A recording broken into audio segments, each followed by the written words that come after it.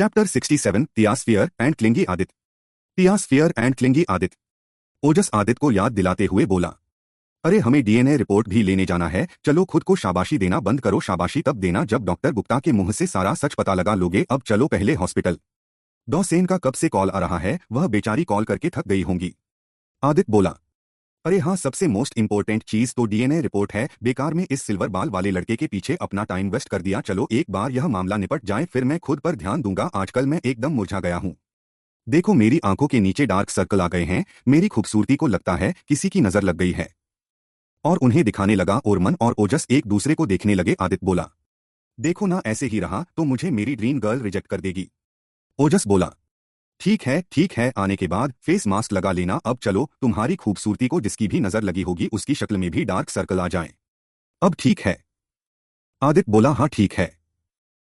फिर वह तीनों चले गए। वहीं अभ्रम की अजीब हालत हो गई थी, वह गाना गाते हुए और नाचते हुए बजाज विला के अंदर एंटर हुआ। सारे सर्वेंट उसे ऐसे देखकर एक दूसरे का मुंह ताकने लगे कि आखिर अभ्रम को हुआ क्या है। अभ्रम कभी पिल्लर को पकड़कर डांस करता, कभी किसी सर्वेंट को पकड़कर डांस करता, तो कभी दूसरे सर्वेंट को। अब तो सारे सर्वेंट को लगने लगा कि अभ्रम पागल हो गया है।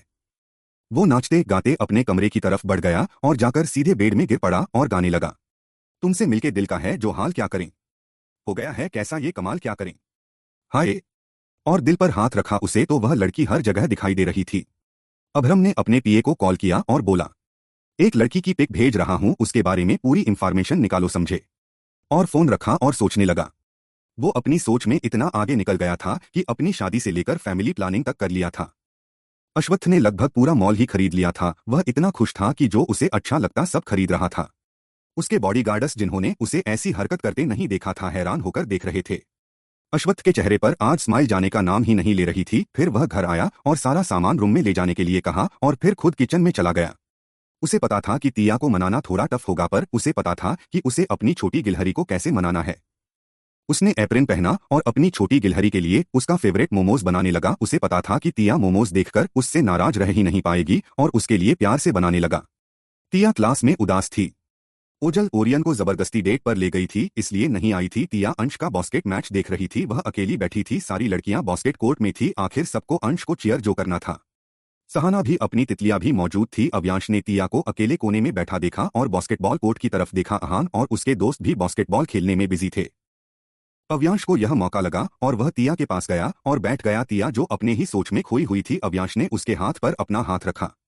तिया एकदम से होश में आई और जल्दी से उसका हाथ झटक दिया और उसे देखा और तुरंत नजरें फेर ली और उठकर जाने लगी। अव्यांश ने जल्दी से उसका हाथ पकड़ लिया और बोला, तिया आई am really sorry, please give me one chance. तिया का मन पहले से खराब था और अब अव्यांश की बकवास सुनने की कोई मन नहीं हो रहा था। उसने अव्यांश का हाथ झटक दिया और बास्केटबॉल कोर्ट से बाहर निकलकर जाने लगी और उसके पीछे पीछे अव्यांश। वह बोला, please listen to me, I am really sorry, please मेरी बात तो सुनो। सब स्टूडेंट बास्केटबॉल कोर्ट में थे, इसलिए सब जगह खाली खाली लग रहा था और इक्का दुक्का ही स्टूडेंट नजर आ रहे थे। तिया जितनी जल्दी हो सके वहां से निकलना चाहती थी। वह क्लास में आ गई और अपना बैग पकड़ा, क्लास में कोई नहीं था। अव्यांश भी उसके पीछे पीछे वहीं आ गया और बोला, तिया बैग लेकर उसके साइड से निकलने लगी। अव्यांश ने उसकी बाजू पकड़ ली और जबरदस्ती उसे गले लगा लिया। तिया उसकी इस हरकत से गुस्से में आ गई और उसे धक्का देकर दूर किया और बोली, हाउ डेयर यू, मुझे टच करने की कोशिश भी कैसे की तुमने, मुझे तुमसे कोई चांस नहीं देना है, मुझे कोई शौक नहीं है तुम्हें दोबारा मौका देने का, समझ में आई बात। अव्यांश बोला, तिया आई एम रियली सॉरी, प्लीज मुझे माफ कर दो, मैं भटक गया था। तिया उसे घूरते हुए बोली, तुम क्या छोटे बच्चे हो जो रास्ता भटक गए थे, अब तुम्हें रास्ता मिल गया। मैं पहले जैसे बेवकूफ नहीं रही, इसलिए मुझे अपनी बातों की चाशनी में नहीं आने वाली। और तुमने बिल्कुल सही कहा था, मैं तुम्हारे टाइप की नहीं हूं, ना ही तुम्हारे स्टेटस की। तुम्हारे स्टेटस और तुम्हारे टाइप की सहाना राय है। वह बहुत खूबसूरत है, बहुत हॉट है and everything is perfect, you know. She and you are made for each other. उसने तुम्हें डंप कर दिया, इसलिए मेरे पास माफी की भीख मांग रहे हो, वरना तुम ही थे ना जिसने मुझे कहा था कि मैं मेकओवर करके तुम्हें दोबारा इंप्रेस करना चाहती हूँ और मेरा मजाक उड़ाया था ना कि सहाना फिर भी मुझसे बेहतर है। तो फिर अब क्या हुआ, मुझे छोड़कर किसी और पर ट्राई करो, अंडरस्टैंड। मुझे अच्छे से पता है आसपास अहान नहीं है, इसलिए तुम इतनी हिम्मत कर रहे हो, वरना तुम्हारी हिम्मत भी नहीं होती मेरे आसपास भी भटकने की। अगर भटक गए थे तो भटके रहो और मेरा रास्ता छोड़ो। और जाने लगी। अव्यांश ने उसे जाने नहीं दिया और उसके दोनों बाजुओं को पकड़ लिया और बोला, तिया मैं मानता हूँ मुझसे गलती हो गई, प्लीज मुझे माफ कर दो और एक चांस दो, मैं दोबारा ऐसा नहीं करूंगा, प्लीज। तिया तुम मुझसे प्यार करती थी क्या, उसके लिए भी तुम मुझे माफ नहीं कर सकती। टिया ने अव्यांश को देखा। एक पल के लिए वह अंदर तक डर गई क्योंकि अव्यांश की आंखों में उसे जो भाव दिखाई दे रहे थे उसने उसे अंदर तक हिला दिया था। टिया खुद को छुड़ाते हुए बोली, आई एम वार्निंग यू, मुझे छोड़ो अव्यांश, वरना अच्छा नहीं होगा। अव्यांश बोला, पहले तुम मुझे माफ करो, आई लव यू। मुझे माफ कर दो Tia please. I am really sorry, मेरे पास वापस आ जाओ प्लीज। टिया मुझे पता है तुम भी मुझसे प्यार करती हो, तो फिर क्यों मुझे माफ नहीं कर रही हो? मुझे पता है यू लव मम। अव्यांश ऐसा कहते हुए किसी संकी की तरह लग रहा था। टिया को अंदर ही अंदर डर लग रहा था। वह प्रेग्नेंट थी और उसकी प्रेगनेंसी को 1.5 महीना हो गया था। वह शांति से निकल जाना चाहती थी। वह नहीं चाहती थी कि किसी भी तरह से उसके बच्चे को नुकसान पहुंचे। उसने अपने चेहरे पर अपने डर को आने नहीं दिया और बोली, अव्यांश छोड़ो मुझे, मैंने कहा छोड़ो। और उसे धक्का देने लगी मगर अव्यांश ने उसके बाजुओं को कसकर पकड़ रखा था। वह बोला, नहीं मैं नहीं छोड़ूंगा, अगर छोड़ दिया तो तुम चली जाओगी। मुझे पता है तुम मुझसे बहुत प्यार करती हो, तुमने अपने आप को मेरे लिए ही चेंज किया है। मुझे पता है तुम मुझसे नाराज हो, मैं माफी मांग रहा हूँ ना, प्लीज मेरे पास वापस आ जाओ। आई प्रॉमिस मैं दोबारा शिकायत का मौका नहीं दूंगा। मैं तुमसे शादी भी करने के लिए तैयार हूँ, तुम जो कहोगी मैं करूंगा। और टिया को जबरदस्ती किस करने की कोशिश करने लगा। टिया ने पूरी ताकत लगाकर उसे धक्का दिया और वह फर्श पर गिर गया। इसमें टिया को भी धक्का लगा और उसकी कमर टेबल से टकराई। धक्का लगने की वजह से टिया के पेट में दर्द होने लगा। उसने जल्दी से अपने दोनों हाथों को अपने पेट पर रखा। टिया की आंखों से आंसू निकल आए। अव्यांश जो फर्श पर गिरा था उसने टिया को देखा, फिर उसकी नजर टिया के हाथों पर गई। टिया ने अपने दोनों हाथों को अपने पेट पर लपेट रखा था। अव्यांश को कुछ कुछ समझ में आ गया। वह आंखें बड़ी करके देखने लगा और अटकते हुए बोला, त तुम। और टिया को देखा। टिया की आंखें लाल हो गई थी। वह बोली, स्टे अवे वरना मुझसे बुरा कोई नहीं होगा। और वह बेहोश होकर गिर गई। अव्यांश के होश ही उड़ गए। तभी किसी के भागकर आते हुए कदमों की आहट सुनाई दी और अंश अंदर आया। वह टिया को बास्केटबॉल कोर्ट में ना देखकर परेशान हो गया था। अहान और उसके दोस्त दूसरी तरफ उसे खोज रहे थे। अंश सीधे भागते हुए क्लास में चेक करने आया था। उसने टिया को बेहोश देखा। वह जोर से चिल्लाया, टिया, और जल्दी से गया और उसे अपनी गोद में उठा लिया। उसकी नजर फर्श पर बैठे अव्यांश पर पड़ी जो शौक होकर देख रहा था। उसे सारा माजरा समझ आ गया, पर उसने सबसे पहले दिया को मेडिकल रूम में ले जाना जरूरी समझा और मेडिकल रूम की तरफ चला गया। उसके पीछे पीछे सहाना भी आई थी। जब उसने टिया को गोद में उठाकर अंश को ले जाते देखा तो वह टिया को नफरत से घूरने लगी और बोली, अब इस बहन जी को क्या हो गया? जब से अपना मेकओवर करके आई है तब से सारे लड़के इसके आगे पीछे ही मंडराते रहते हैं। जरा देखूं तो इसे क्या हुआ है, और इसकी हिम्मत तो देखो। अंश, उसे भी क्या जरूरत है ऐसी डाउन मार्केट लड़की को अपनी गोद में उठाकर ले जाने की? और वह भी पीछे पीछे गई। अंश मेडिकल रूम में गया और टिया को बेड पर लिटा दिया। वहां पर प्रोफेसर विकास पहले से थे जो एक डॉक्टर भी थे। अंश जल्दी से बोला, प्रोफेसर प्लीज टिया को चेक कीजिए ना, पता नहीं क्या हो गया है। प्रोफेसर विकास बोले, हाँ मैं चेक कर रहा हूं।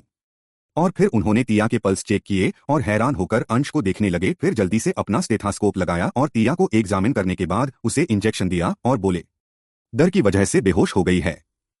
अंश ने जब यह सुना चैन की सांस ली और बोला, कोई प्रॉब्लम तो नहीं है ना? मतलब आपको तो पता चल ही गया होगा। प्रोफेसर विकास उसे अजीब नजरों से देखते हुए बोले, शी इज प्रेग्नेंट, तुम्हें पता भी है? अगर यह बात मैनेजमेंट को पता चली और पूरी यूनिवर्सिटी में पता चल गई ना तो क्या हो सकता है? अंश जल्दी से बोला, आई नो प्रोफेसर, बस एग्जामिनेशन फॉर्म फिलअप करने के दिन तक की बात है, उसके बाद फिर टिया नहीं आएगी। प्लीज आप किसी को बताइएगा नहीं, वरना आप जानते हैं। प्रोफेसर विकास बोले, ठीक है, अगली बार से ध्यान रखना, मैं मैनेजमेंट के रूल के खिलाफ जा रहा हूं, अंडरस्टैंड? और टिया को कुछ खिला देना। होश में आने के बाद शायद आज कुछ खाकर नहीं आई है। उसे पता होना चाहिए कि इस हालत में उसे भूखा नहीं रहना है। अंश ने हाँ में सिर हिला दिया। फिर प्रोफेसर विकास अपने दूसरे काम करने लगे, पर उन्हें नहीं पता था कि बाहर सहाना ने उनकी बात सुन ली थी। उसके होठों पर एक कुटिल मुस्कान आ गई। वह खुद से बोली, क्या बात है? यह बहन जी तो प्रेग्नेंट है, मानना पड़ेगा। अब बताती हूँ तुम्हें, बहन जी बहुत सीधी सादी बनती हो ना, अब कैसे मैं तुम्हारी इज्जत पूरी यूनिवर्सिटी में उछालती हूँ। अपने दिमाग में प्लानिंग करते हुए चली गई। इन सबसे बेखबर टिया बेहोश थी। हॉस्पिटल में डॉसेन के केबिन में आदित्य ने जैसे ही डॉसेन ने उसे डीएनए रिपोर्ट दी, आदित्य ने तुरंत उसे खोला और सीधे उसका रिजल्ट पढ़ने लगा और उसके बाद बोला, मुझे तो पता ही था यह बच्चा भाई का ही है। यस, अब यह रिपोर्ट भाई को दूंगा। भाई कितने खुश होंगे ना। अब हमारे पास प्रूफ भी है। उनके पास कहने के लिए कोई वर्ड ही नहीं होंगे। वह कितने खुश होंगे। उनके पैर तो जमीन पर ही नहीं पड़ेंगे जब उन्हें पता चलेगा कि भाभी उनके बच्चे की मां बनने वाली है। मैं तो उनकी शक्ल देखना चाहता हूं, क्या मोमेंट होगा, है ना? ओजस, एक काम करना, वीडियो रिकॉर्ड कर लेना, इस मोमेंट को छोड़ने वाला नहीं हूं। अब चलो, रिपोर्ट मिल गया ना? और फिर केबिन से सीधे निकल गया ओरमन और ओजस बस उसे देखते रह गए। डॉक्टर सेन आंखें बड़ी बड़ी करके देखने लगी। ओजस बोला, थैंक यू डॉक्टर, आप माइंड मत कीजिए, वह ऐसा ही है, अब हम भी चलते हैं। फिर वह लोग भी निकल गए और देखा आदित्य उन्हें दूर दूर तक नजर नहीं आया। ओरमन बोला, अब यह कहाँ मिस्टर इंडिया हो गया? हे भगवान, यह लड़का गया कहाँ? इतनी जल्दी उसके पास कोई गायब होने की पावर है क्या? दूर दूर तक दिखाई नहीं दे रहा है। अब चलो पहले इसे खोजते हैं, पता नहीं कहाँ चला गया है। उनको क्या पता था जिसे वह लोग खोज रहे हैं? वह तो अपनी चोरनी के पीछे निकल गया था। जब आदित्य केबिन से निकला उसने अनंत को देखा और बिना देर किए उसके पीछे पीछे चला गया और वह दोनों अब उसे पागलों की तरह खोज रहे थे कि कहीं किसी वार्ड में घुसकर आदित्य मरीजों के साथ बात करने तो बैठ नहीं गया है। उसकी यह बहुत बुरी आदत थी बेवजह भी किसी को भी ज्ञान देने की, और वो किसी के साथ भी बात करने बैठ जाता था। अनंत कैब में बैठकर अपने घर की तरफ निकल गई और आदित्य अपनी कार से उसका पीछा करने लगा। वह बोला, एकदम जासूसों वाली फीलिंग आ रही है, आज पता लगाकर रहूंगा मेरा दिल चुराकर कहाँ जा रही है। और फिर उसका पीछा करने लगा। अनंत अपने घर के सामने उतर गई और कैब वाले को पैसे दिए और अंदर चली गई। फिर कैब चली गई। आदित्य ने कुछ दूर पर कार रोकी, उतरकर घर को देखते हुए बोला, अच्छा यह घर है। घर तो ठीक ठाक है, चलो अपनी ससुराल में जाया जाए, मैं भी तो देखूं मेरे ससुराल में कौन कौन है। और अपने आंखों पर शेडस लगाए और गया और डोर बेल बजाने ही वाला था पर रुक गया और बोला, नहीं, डोर बेल बजाया तो वह दरवाज खोलेगी, फिर मुझे देखेगी, पता चलता है दरवाजा बंद कर दिया और फिर भाग गई तो नहीं। फिर उसके दिमाग में एक आइडिया आया, उसने 2 बार डोरबेल बजाया और भागकर पिल्लर की ओट में छिप गया। अनंत ने दरवाजा खोला और किसी को ना देखकर खुद से बोली, कोई नहीं है। और फिर देखने के लिए बाहर निकली। आदित्य जल्दी से घर के अंदर घुस गया। अनंत बोली, मैंने डोरबेल की आवाज सुनी थी, फिर कोई क्यों नहीं है? अब तो आसपास बच्चे भी नहीं है जो शरारत करके भाग जाएंगे। और फिर वह अंदर गई और दरवाजा बंद करके जैसे ही पलटी वह आंखें बड़ी बड़ी करके देखने लगी, क्योंकि आदित्य मस्त लिविंग रूम में सोफे पर बैठकर केला खा रहा था। अनंत उसे देखकर चौंक गई, उसे तो पता ही नहीं चला कि वह कब अंदर आया। वह बोली, तुम अंदर कैसे आए? आदित्य ने उसे देखा और हाथ हिलाते हुए बोला, हाँ मेरे दिल की चोरनी, तुम्हारा घर बहुत अच्छा है। अनंत बोली, तुम अंदर कैसे आए? आदित्य बोला, दरवाजे से। अनंत बोली, दरवाजे से, पर मैंने, और चुप हो गई। अब उसे समझ आया कि 2 बार डोरबेल किसने बजाया था। वह उसे घूरते हुए बोली, तुम्हारी हिम्मत भी कैसी हुई मेरे घर में घुसने की? आदित्य बोला, क्या तुम भी मुझे चाय पानी पूछने की जगह यह पूछ रही हो क्यों? तुम्हारी हिम्मत भी कैसे हुई मेरे घर में घुसने की? वह उसकी नकल उतारते हुए बोला, तुम्हें तो खुश होना चाहिए आदित्य, आर्यन तुम्हारे घर आया है, पर तुम तो। बीच में ही अनंत बोली, निकलो यहां से। आदित्य ने उसकी बात पर कोई रिएक्ट नहीं किया और उठकर अपने घर का गार्डन समझकर इधर उधर घूमने लगा और बोला, वाह तुम्हारा घर बहुत अच्छा है, कितनी शांति है, बहुत अच्छे से तुमने घर को मेंटेन कर रखा है, ऐसे ही मेरे कमरे को भी रखना एकदम साफ। अनंत ने जब यह सुना उसका मुंह खुला का खुला रह गया। वह बोली, मैं तुम्हारे कमरे को साफ सफाई के साथ क्यों रखूंगी? आदित्य फटाक से बोला, अरे मेरे साथ शादी करोगी तो मेरे कमरे को साफ सफाई के साथ रखना पड़ेगा ना। बेचारी अनंत के पास कहने लायक कुछ था ही नहीं, उसे समझ नहीं आ रहा था कि वह क्या कहें। आदित्य बोला, मुझे भूख लगी है, क्या खाना बनाया है? और अनंत को वही हैरान परेशान छोड़कर किचन में चला गया और पूरे किचन को चेक करने लगा। अनंत होश में आई और भागकर किचन में गई तो देखा आदित्य तो अपना ही घर समझकर वहां खाना बनाने में लगा हुआ था। वह बोली, क्या कर रहे हो? तुम्हारी हिम्मत भी कैसे हुई मेरे किचन के सामान को छूने की? आदित्य बोला, दिखाई नहीं देता खाना बना रहा हूं, मुझे भूख लगी है। तुम्हें भूख लगी होगी ना, मैं तुम्हारे लिए भी बना रहा हूं, और वैसे भी अब तो यह मेरा ससुराल है। अनंत बोली, तुमसे कौन शादी कर रहा है, पागल हो गए हो? आदित्य बोला, तुम करोगी मुझसे शादी, और कौन करेगा? यह सुनकर अनंत लगभग बेहोश होने वाली थी, उसे तो आदित्य अब एलियन लग रहा था। आदित्य खाना बनाते हुए बोला, वैसे तुम अकेली रहती हो या फिर तुम्हारे फैमिली वाले भी रहते हैं या फिर कहीं गए हैं? अगर कहीं गए हैं तो उनको फोन करके बुलाओ कि उनका होने वाला दामाद घर आया है। अनंत बोली, पागल आदमी, क्या बकवास किए जा रहे हो, निकलो मेरे घर से। आदित्य बोला, अरे ऐसे कैसे? डॉट, मैं तो तुमको लेकर ही जाऊंगा और मुझे डिस्टर्ब मत करो, जाओ फ्रेश होकर आ जाओ, मैं खाना रेडी करके रखता हूं, तुम्हें नहीं पता मैं कितना अच्छा खाना बनाता हूं, मेरे सामने देश का मास्टर शेफ भी फेल है। अनंत ने अपने बाल नोच लिए, उसे एक चीज समझ आ गया था कि आदित्य से पीछा छुड़ाना इतना आसान नहीं है और वह वहां से जाएगा भी नहीं, और वह चिढ़कर अपने पैर पटकते हुए वहां से चली गई। आदित्य मुस्कुराते हुए बोला, गुड गर्ल। टिया के होश में आने के बाद अंश उसे आर्यन पैलेस ले आया। टिया उदास हो गई थी। अंश बोला, आर यू फाइन? नो।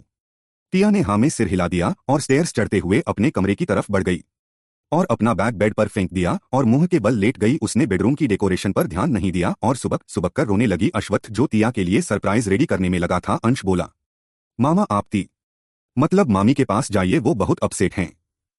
अश्वत्थ बोला, वह ठीक तो है ना, क्या हुआ है? अंश बोला, पहले आप जाइए। अश्वत्थ को टिया की चिंता होने लगी, वह जल्दी से दौड़कर गया।